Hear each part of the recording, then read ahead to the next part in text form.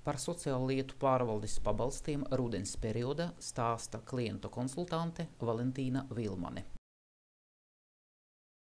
Mācību kancelēs precēm bērni saņem pabalstiņu. Viņš sākās no 1. augusta un beidzās 15. oktobrī. Tātad to pabalstiņu saņem trūcīgas ģimenes, kam ir status, ja, un ģimene aizbildņi. Tieši, ja ir trūcīgas ģimenes status, viņi saņem pabalstiņu, ja bērns staigā skolā un mācās tur 3., 2., 4. un tā tālāk klasītē, tad viņš saņem 15 latu pabalstiņu.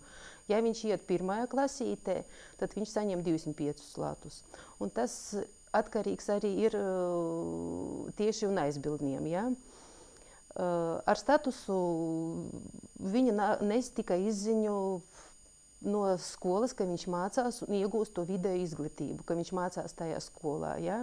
Un aizbildņiem arī jānes līdzi tā izziņa no skolas un aizbildņa apliecība. Drīz sākas apkures sezona.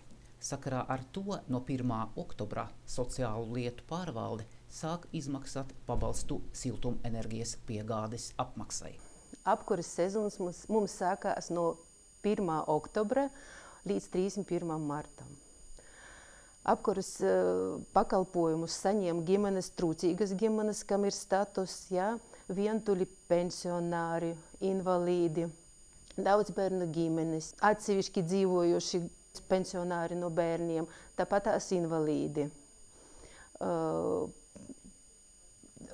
kas dzīvo atsevišķi no bērniem, ja, viņam nepārsniedz tā pensija kopumā 270 latu.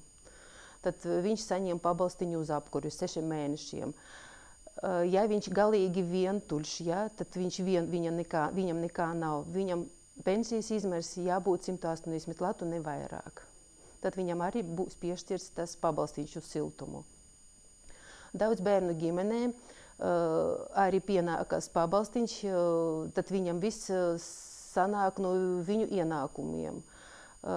Jānes visas izziņas no darba strādājošiem, ja, un uz skolām izziņas, kā bērni mācās. Ja.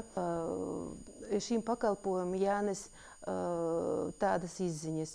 No gimnāzijas 10 obligāti jānes izziņas par nodokļiem. Tā ir izziņa tieši, lai mēs varētu redzēt, strādā pensionārs vai nestrādā.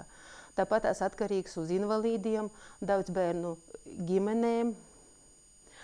Vēl mēs izdodam uz apkuri tādas izziņas tieši uz medicīnu, uz medicīniskiem pakalpojumiem. Ja?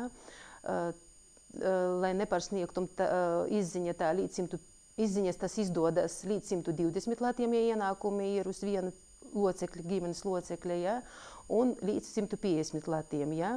Mēs arī skatāmies tieši uz ienākumiem. Ja viņam sanāk, ka viņš saņem tikai 120 latu, tad viņam obligāti būs piešķirts siltums, pabalsts uz to siltumu.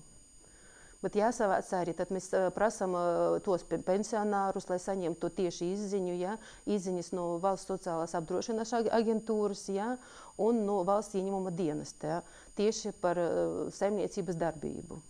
Ja jums ir kādi jautājumi tieši siltuma jautājumos, ja, vai mācību gada jautājumos, vai citi jautājumi, lūdzu griezties infopunktā sociālo lietu pārvaldē. Varu zvanīt tieši pa telefonu 654 40 926.